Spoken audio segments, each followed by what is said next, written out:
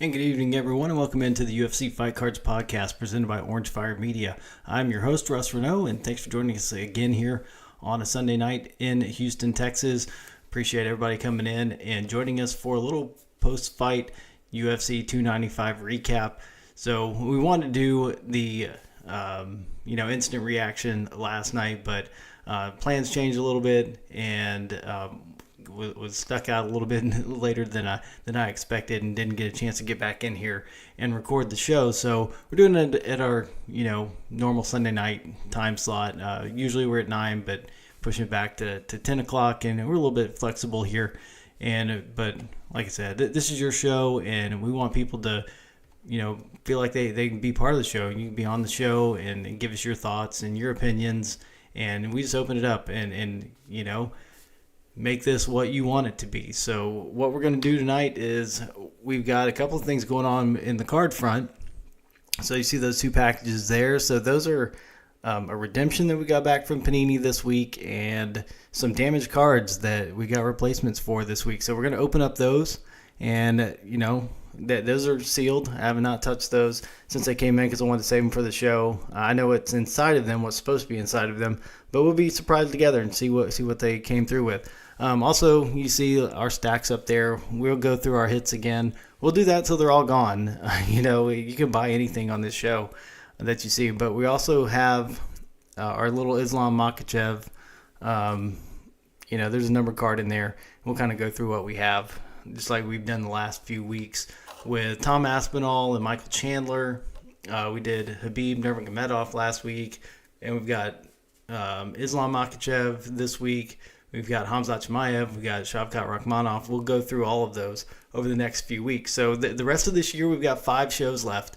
We're going to go through UFC 296, December 16th.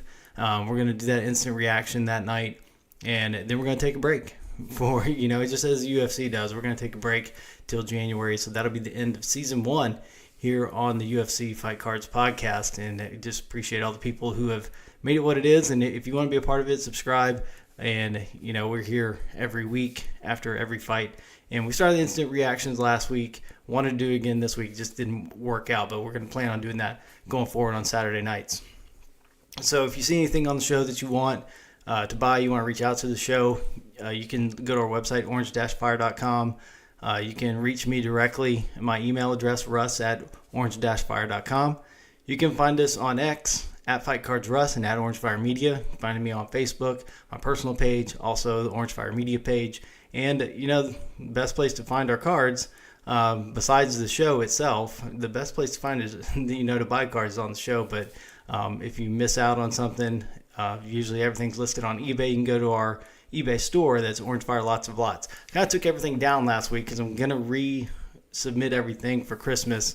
Just want to give it a refresh and put our stuff back up. So the only thing that's on there right now is that Tom Aspinall lot that we showed you a couple of weeks ago. That's the first time it's ever been listed. So there's 4 autographs. There's 8 numbered cards. There's a whole bunch of rookie parallels in there. It's over 40 Tom Aspinall cards, and we'll get to why that's so important here in just a second. So if you just joined us for the first time, the 2 things we do is we talk about the most recent fight. We talk about the upcoming fight cards, the schedule, and then we get into trading cards in the last half of the show. And what we spend time doing, we don't break down the fights. Technically what we do is we kind of, talk about them as it relates to that weight division, what we can see moving forward, how it relates to the trading card hobby, which fighters are hottest, and who everybody's collecting. And, we go through our hobby top 5 in the middle of the show to show the fighters that are the most popular in the collector's world. And then we go through, the cards that we have. We opened a whole bunch of hobby boxes earlier this year. Now we're just kind of going through trying to move that inventory and see what happens in season 2 in 2024. So that's the intro of the show. So now let's get to UFC 295 from Madison Square Garden in New York. Last night we saw, a lot of stuff that turned some tables over last night. And let's just start with that main event. It was supposed to be Jon Jones and Stipe Miocic heavyweight championship on the line between the overall greatest of all time, Jon Jones, and the heavyweight greatest of all time, Stipe Miocic. Everybody's looking forward to that. But I believe that we got a better fight between the two fighters, in their prime in the co-main event. But let's talk about that main event first. So the huge result for Alex Pereira. He is now the light heavyweight champion of the world, a 2-division champ, only 9th in UFC history. So he defeats Yuri Prochazka with a TKO in the second round. So this was a fight that Prochazka was in control of in the first round, showed some good things, and was probably winning that first round, won the first round on the scorecard. But then Alex Pereira, the power, that's why he is so dangerous. And Yuri left that left hand low, and Pereira, with that counter strike, the right hand, just caught him on the chin and got the job done, got the finish. And there's a lot saying there's an early stoppage or, that stuff. But then Yuri came in and said he was out. That Pereira got him. So hats off to Yuri for being honest. So no controversy there coming from Yuri's mouth, if you want to listen to it that way. So Alex Pereira, awesome result. So what's going forward for him? We'll find out. There's a few ways you could go with that. Just some of the names on the list. We know that Yuri, who knows what's going to happen. Alex Pereira calling out Adesanya, that's probably not going to happen. Izzy's going to take a long time off, probably not going to move back up to light heavyweight again and try it at 205 again. So you kind of look down the line. Got a matchup coming up. Possibly it is announced now. It is official as of last night. Jan Blachowicz and Alexander Rakic. So that's a possibility. Winner of that fight. There's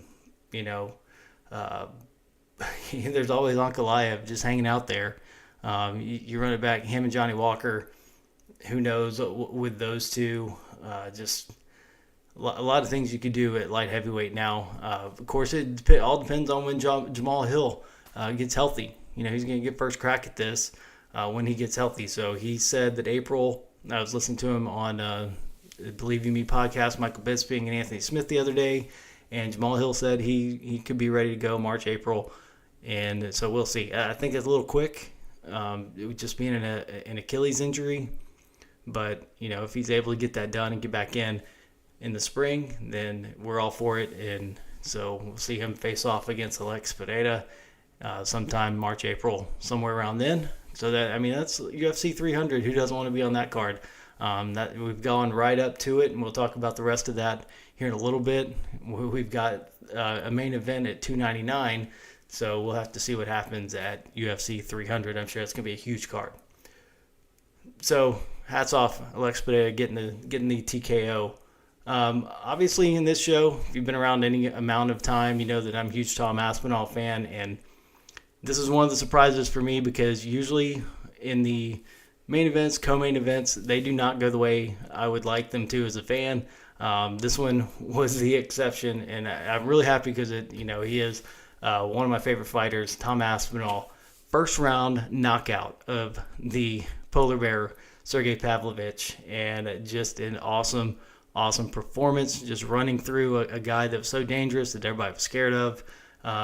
Not Tom Aspinall, and to do it injured. He said he was after the fight that he was injured. He told Lorisenko that he had pulled a muscle in his back, hadn't really trained the last 10 days, so just phenomenal performance, and just the sky's the limit for Tom Aspinall going forward, because you'd love to see him fight John Jones, because who knows how long John Jones is going to be around when John recovers from this injury. And, that's going to take a while. When he comes back, is he going to fight Stipe? Is he going to fight Aspinall? This could go a whole bunch of directions. So Aspinall's going to have to, hang in there and see what happens. Cyril Gane wants that shot. And I think it's probably what should happen. Just see Tom Aspinall go through Cyril Gane. I'd like to see him run it back with Curtis Blades. Let's see that fight, in its entirety. You could go Blades and Almeida. That was a fight that was supposed to happen last week, but Derek Lewis had to step in. Curtis Blades was injured, so a lot of things can happen at heavyweight at this point. A lot of names out there that have fought recently, So a lot of things ahead for Tom Aspinall. We can see some huge events going forward. Really kind of a surprise to me, but, Jessica Andrade with her back against the wall last night, getting the job done. Women's strawweight matchup, she's ranked number 6, Mackenzie Dern ranked number 8. And Mackenzie Dern had just looked so good in her last fight, just dominating. She just got taken to her. And Jessica Andrade coming up with a huge performance with a knockout in the second round and just kept the pressure on Mackenzie Dern. Mackenzie got a few shots in there, but Jessica was on a mission. And you hear them both talk about it, both going through divorces, very publicly, in the MMA world. So Jessica Andrade touched on hers this week, that her fights have been paying for that. Mackenzie Dern, same thing. In her last fight, she said the same thing. So a lot of emotion for those two going into this fight. And Jessica Andrade putting herself back into the picture after not some knockouts and decisions that did not go her way the last few fights. Also, we saw a pretty exciting lightweight matchup. Benoit Saint Denis getting a knockout of Matt Frivola in the first round. Beautiful head kick. And Benoit Saint Denis with 2 straight just phenomenal performances. This one over a ranked opponent, so you should see him ranked this week when those come out on Tuesday. Great things coming up for him. May see him turn around here pretty quick. Maybe he's ready to go do something in Toronto. Get on that card. That one's stacking up to be pretty solid on UFC 297, which we'll talk about in a little bit. But great performance. Love to see him get back to Canada and make that a more exciting card as well. And something I've been talking about here for the last few weeks since this fight was announced, Diego Lopez defeating Pat Sabatini with a TKO in the first round. And like I said, this guy is the top rookie in the 2024 product when those come out. So if you're looking for the next thing, you're looking for the next Bo Nickel, the next Shavkat, this guy is it. So get your hands on as many Diego Lopez cards as you can going into next year. So just everything that he has done so far has just been nothing short of amazing. Looked great in a loss to Evloev. That was his debut in the UFC on short notice. So he got that pass, and I think that would be a much different fight if he could do that right now. I think that would go a different way. And so very impressive with, somebody to watch in the featherweight division. He could shoot up there, and it looks like Volk's going to be hanging around for featherweight for a while now. So that could be something to look for down the road.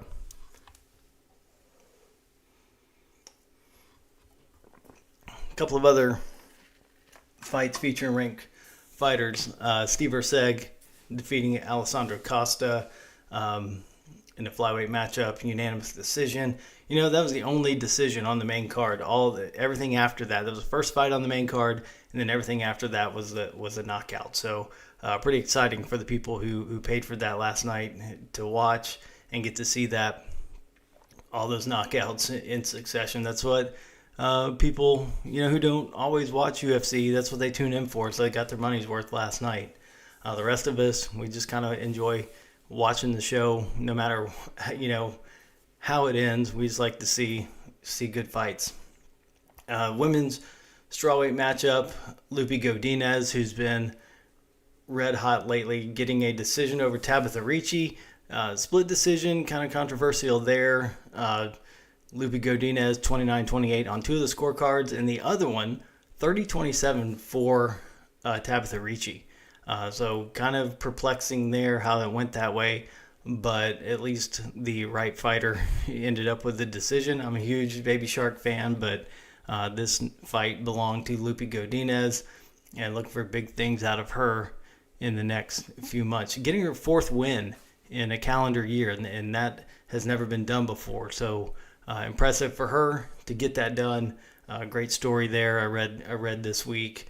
If you haven't looked into her story, go check that out and just see her background, going from Mexico to Vancouver, Canada, and kind of making it with her family. So great story if you want to check that out. So nothing else really of note as far as rankings, rookies in this product this year. John Castaneda was rookie in this 2023 product. He got a win last night, so that was good to see. We moved a John Castaneda autograph earlier this year. Had some numbered cards of him. So getting in the win column in the bantamweight division. And so we move on to next week's event. So Saturday, fight night from the Apex in Las Vegas. A great main event in the middleweight division. Number 10, Brendan Allen, and number 13, Paul Craig, relative newcomer to middleweight after moving down from light heavyweight. So looking forward to this one. It should be really good. Michael Morales, Jake Matthews. Jake Matthews, one of the better rookies in 2023 products. Chase Hooper, Jordan Levitt. Let's see what else we got. Got a women's strawweight matchup at top 15. Number 9, Luana Pinheiro. She's a rookie in the products. And then she's facing number 11, Amanda Ribas. Look down the rest of the card, looking for the rookies.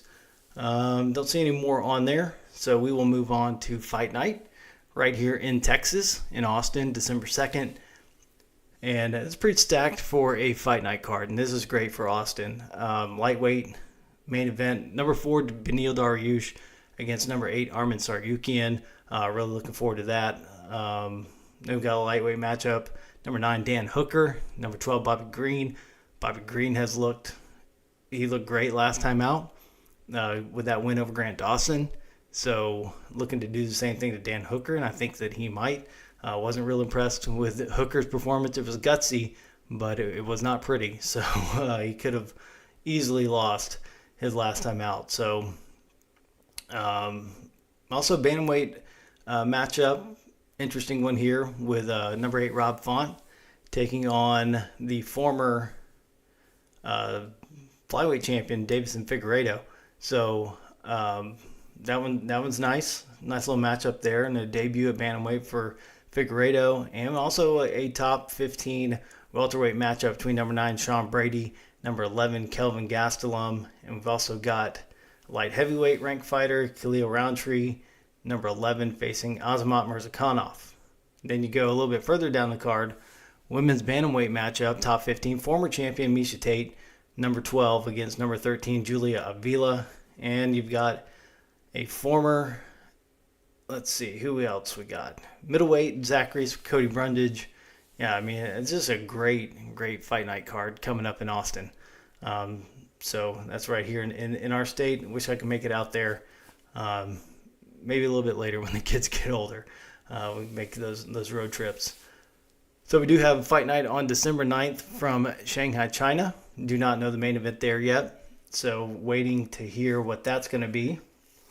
We'd love to see, Yan Xiaonan challenge Zhang Weili for the title, because Zhang Weili said that the only way she would want to fight Yan Xiaonan would be in China. And so I don't know that if they don't fight at this event that you can make this happen anytime soon after this, unless they just turn around and go back to China really quickly, which I don't think would happen.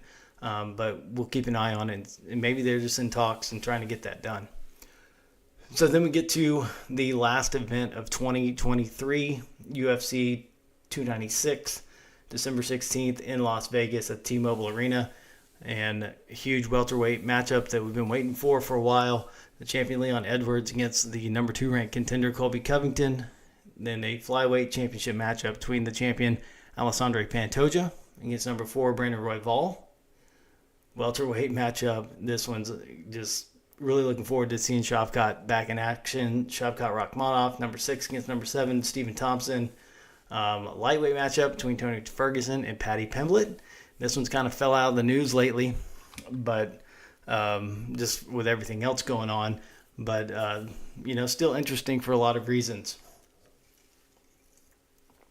Tony Ferguson trying to get into the win column, and Paddy Pimblett trying to prove himself after a controversial decision win his last time out. And, he had the injury, so we haven't seen Paddy in a while. And so that's all these storylines around that fight what make it so interesting. And, we've got another welterweight matchup, number 8, Vicente Luque against number 10, Ian Gary. Featherweight matchup, number 6, Josh Emmett against number 8, Giga Chikadze. There's so many ranked fights on this card. Light heavyweight matchup, number 14, Alonzo Minifield, number 15, Dustin Jacoby, which if that one makes it out of the first minute, I will be surprised. Somebody's going to knock somebody out in that fight pretty quickly. Heavyweight matchup, number 15 Martin Buday against Shamil Gaziev. And we got a women's bantamweight matchup, top 10. This is all the way down the card. Number 5 Irina Aldana against number 9 Carol Hossa. Got Randy Brown. We got a rookie of Randy Brown that we'll show here in a little bit. Rookie auto, by the way. And then a flyweight matchup, number 13 Tagir Ulanbekov is in action. And women's flyweight matchup, number 14 Casey O'Neill taking on Ariane Lipsky. And then the last fight on the card, a former bantamweight champion, Cody Garbrandt, taking on Brian Kelleher. So just a really stacked 296 card to finish off the year. And we've also had a lot of stuff announced this week, and so we've got a pretty full lineup for UFC 297, January 20th in Toronto. And so they announced a championship matchup in the middleweight division between Sean Strickland and the number 1 contender, Dricus du Plessis. Women's bantamweight matchup with the vacant title on the line between number 2 Raquel Pennington, number 3 Mayra Bueno Silva. And light heavyweight top 5 matchup, number 4 Jan Blachowicz against number 5 Alexander Rakic. So this was the one we were talking about earlier. Maybe the winner of this fight gets a chance at Pereira if Jamal Hill's not ready to go here pretty quickly. And this is a matchup that Rakic was injured the last time he fought Blachowicz, and this was probably 2 years ago. And Rakic is coming back off that injury, and so coming back against the person he was injured against, and it was a good fight up to that point before Rakic got hurt and ended up losing that one. So pretty cool to see him get that chance to get that one back against Blachowicz. So featherweight division, number 4 Arnold Allen against number 9 Movsar Evloev. We got Charles Jourdain against Sean Woodson. Good welterweight matchup here against number 13 Neil Magny and Mike Malott. I like Mike Malott a lot in this fight. No pun intended, but I just think Mike Malott has a lot going for him right now. Being back in Canada again, just really fed off that crowd last time, and I expect that again here. Light heavyweight division, number 13 Dominic Reyes against Carlos Ulberg. I like Ulberg in this one. That's going to be tough for Reyes. It's going to be a tough night. Then we got a middleweight matchup, number 14 Chris Curtis against Marc-Andre Barreau. And then we get, the fights that were announced. We got the main events. We don't have anything else for these cards. We don't know a date or a location yet, but we do know the matchups. So UFC 298 is going to be the featherweight title on the line. Alexander Volkanovski against number 5 Ilia Topuria, matchup that I think we've all been looking forward to seeing Volk just add to that featherweight defense. And this one's going to be a little bit different, coming off that knockout from Islam last month. So it's going to be interesting to see how this one goes. Just knowing that Volkanovski is coming off that knockout loss. So then we got UFC 299, also no location, no date yet, but we know the Bantamweight Championship is going to be on the line. The champion, Sugar Sean O'Malley, against number 6, Chito Vera, in a rematch of O'Malley's only loss. So we'll see him take on Chito whenever that is announced. So we'll have that as soon as we hear something. So, and then we learned, because we'd seen preliminary reports that we're going to see Islam Makhachev and Charles Oliveira at some point. So we're going to see this rematch. And they said that Islam's camp said that he would fight in March. And so that would, line up with UFC 299. So maybe 300. So we'll see what happens there and see that lightweight title on the line. So we'll just look for a date on that one, see some other things that are announced and coming up. So we'll see how that goes.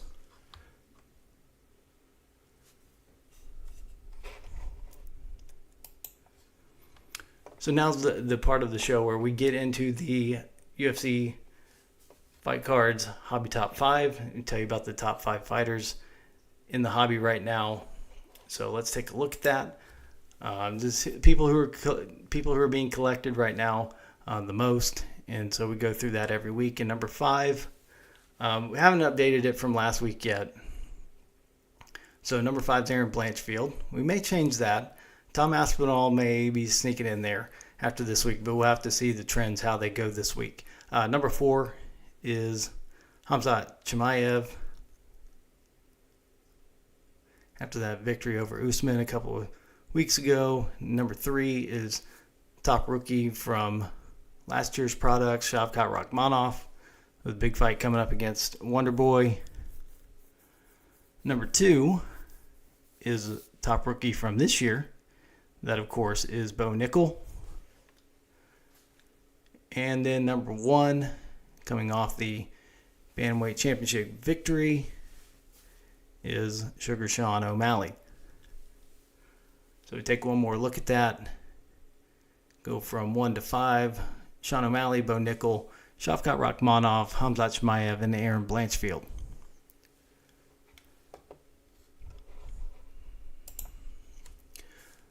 So we do that every week. Hobby Top 5, like I said, Tom Aspinall may have moved in there after last night's performance. Maybe even Alex Pereira. I mean, who knows? But he did have that loss to Izzy. It kind of knocked him down a peg on our board. So let's go through these mystery boxes first. We're going to open the one that we got first. And these are the replacement cards that we got. So I'd sent off Anderson Silva. I mean, nothing crazy. This is an Anderson. I just want to see how the process works. So I sent off an Anderson Silva Global Icon Shimmer. And so got that one back. So they replaced that one. That one, it had like a dimple on his face where the shimmer shone through. So got a clean one there. So Anderson Silva Global Icons Shimmer. And then they sent me this one as well, which is pretty cool. Didn't have to do this one, but they sent me this Khamzat Chimaev Phenomenon Shimmer as well. So that's just a throw-in that they put in there. So appreciate that. Panini trying to make things right. We're going to kind of keep our eye on how things go with Panini going forward. But it, kind of filling all these redemptions make it feel like, something's going to be announced here at the beginning of the year.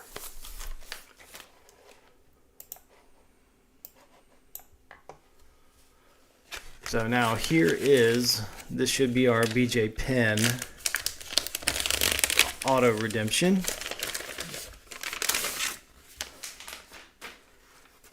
So we told you about this when we pulled that, and you'll see the redemption card.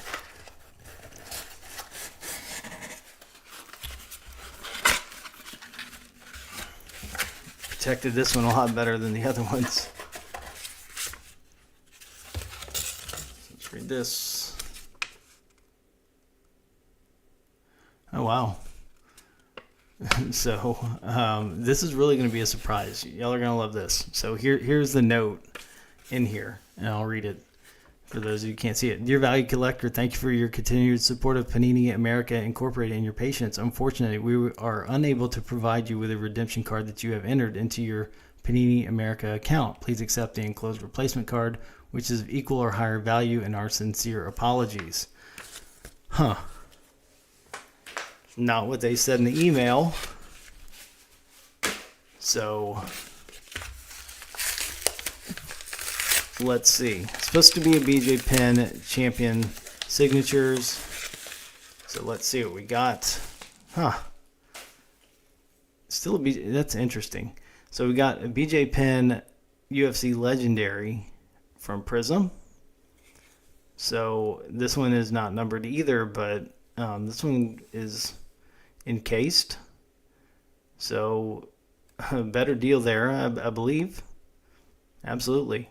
So that's weird that still ended up being BJ Penn. Just couldn't fill the redemption. So this is actually 2022. That's why, it got some equal value. So 2022 Prism there, BJ Penn. So we'll take that. Same fighter. And actually got a nice little case out of that. So we'll put that with our BJ Penns that we show you here in just a second in our Prism recap. But first, let's go through what we have from Select. These are cards we pulled on the show. And we start off with the Select, what I think is the best card we have left from this year is this Select Purple Jack Della Maddalena auto. That's numbered 49. We've also got a Jack Della Maddalena rated rookie Donruss auto. And then we throw in purple press proof and some base, Prism and Donruss base cards that we have. We got Alexander Rakic with the Sparks. And that's numbered to 99. So memorabilia card there. And like I said, we throw in cards with these. Like you pay for this one, but you get all this other stuff. Rakic, the silver, and the base cards. We just throw a press proof in there. We throw all that stuff in there. This one's not numbered, but Billy Quarantillo, another Sparks memorabilia card. And then our last numbered card in Select, Fernand Robo Rookie, red. And those are numbered to 175. So that's our Select that we have left.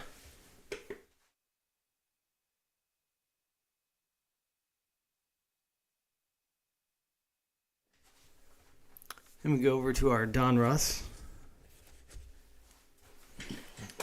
We kind of put these together by lot, so there'll be some other things thrown in there.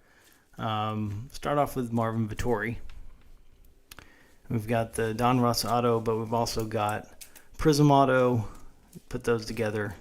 Then some other Vettori cards to go with those.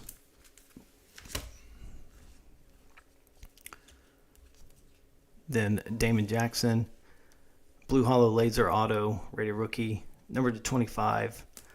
Got some press proofs put in there. Also, Silver Prism.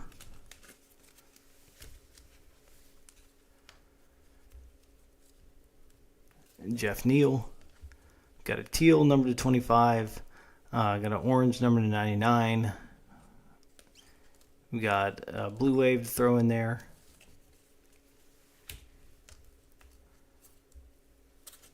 Then we got Dean Thomas, Blue Hollow Laser, Jared Cannonier, got a blue and a red, so number to 49, number to 75. Some other Cannonier cards to throw in. Got the Ruby Wave, Blue Velocity, so even some stuff back to 2020. The Topps Chronicles. And that's actually just the Topps from 2020 to 2015s are the other Chronicles we have.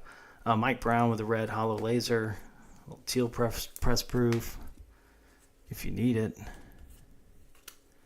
Then Vulcan Ozdemir, red hollow laser. It also gets you a tricolor from Select, the silver from Select.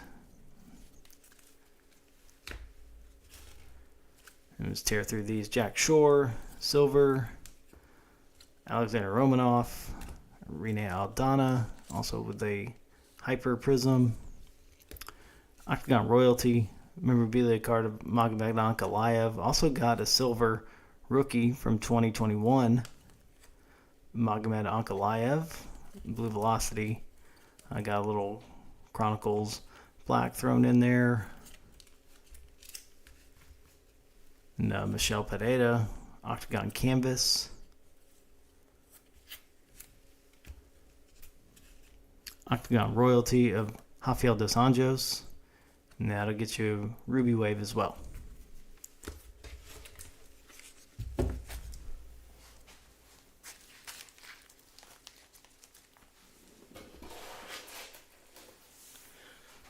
And what we have the most left of is Prism. We went through a whole case of that. So divvy those up. Don't know exactly how I had these sorted from last time. Very interesting. So I'm really starting from I don't know where on these. Let me get to a better place on these.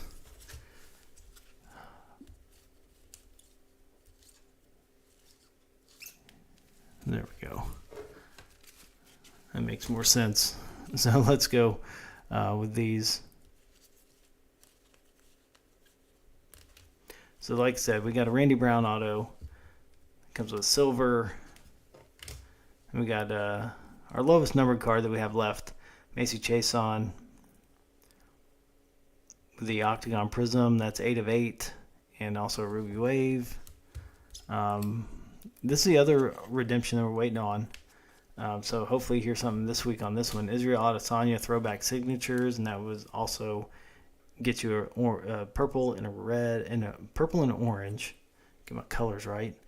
So number to 99 and 149 on those, and we'll throw the auto in. We get it. Like I said, this was the BJ Penn redemption, so we can cash that in.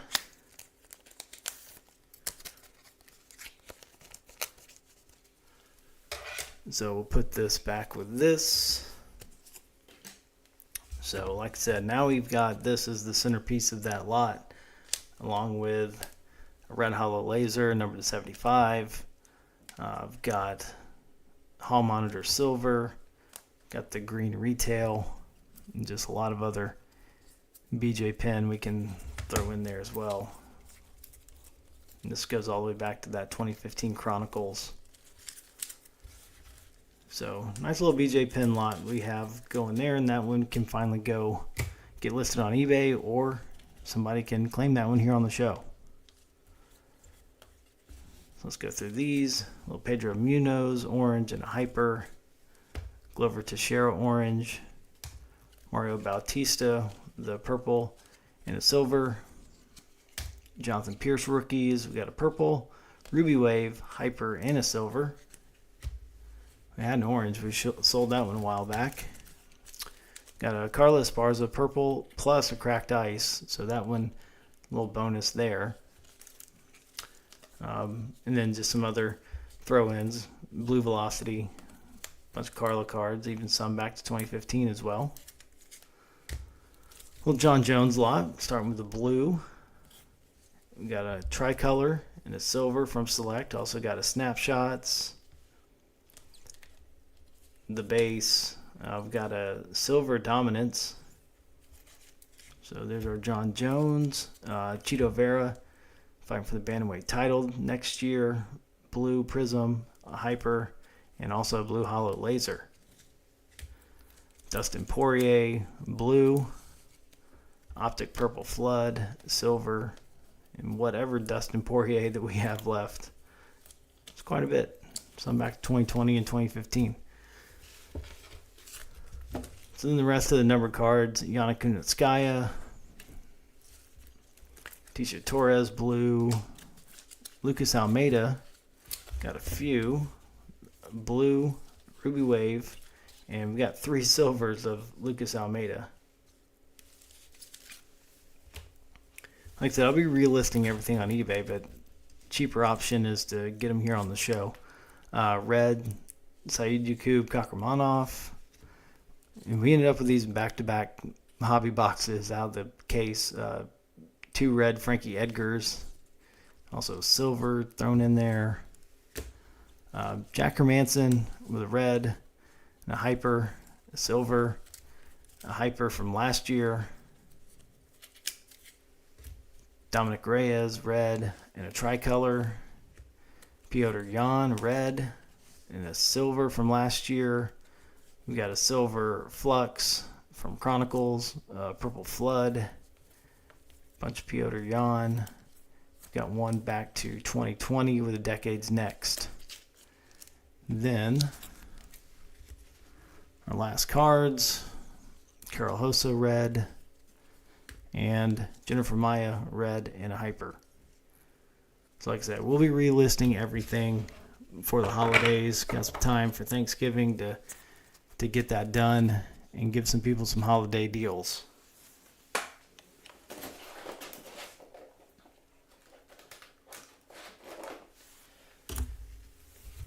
So then we'll get to our, well, that was not good.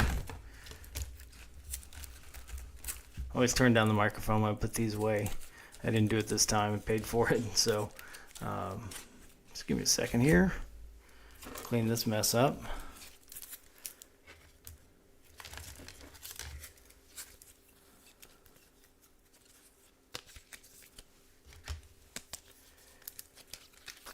All right.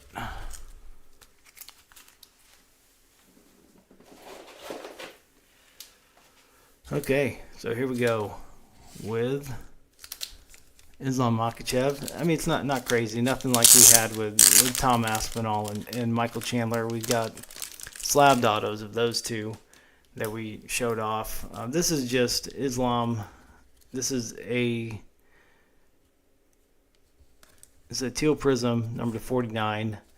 Really good shape. Really good card. So that is just, one of the best fighters in the world right now. With John Jones out, he is the pound for pound number one. So we've got this, semi, right in that range. Some people look for 25 and under. Some people look for 99 and under. So right there in the middle of 49. But just some base cards and to go along with it. You got some all outs. Got an elite from last year. Some optic. Got the contenders. And you got some playoff back to 2021, then all the way back to 2020. So, nothing crazy. Just wanted to show that we had that one Islam numbered card we've been holding on to for a while. Don't have this one listed. Haven't listed this one yet, but it'll be listed with all these others. Those would be throw-in cards for this one. So, there you go, Islam, number to 49.